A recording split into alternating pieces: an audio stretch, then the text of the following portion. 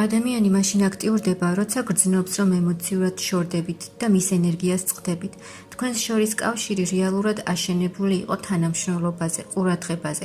როცა თქვენ მისგან დისტანცირდებით, ის გრძნობს, რომ ეს საერთო სივრცე ინგრევა. შორიდან გაკვირდებათ და ელოდება მომენტს, როდის გამოჩნდეს.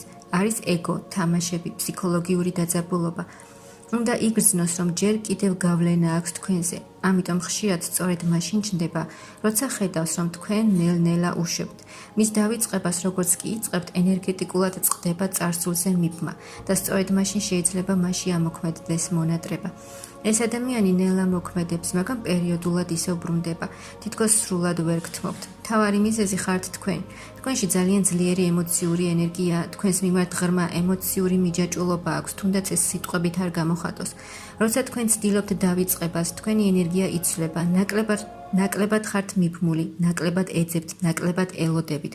სწორედ ამ მომენტში პარტნიორი გრძნობს, რომ კარგავს თქვენზე გავლენას და კავშირს და ისევ ჩნდება.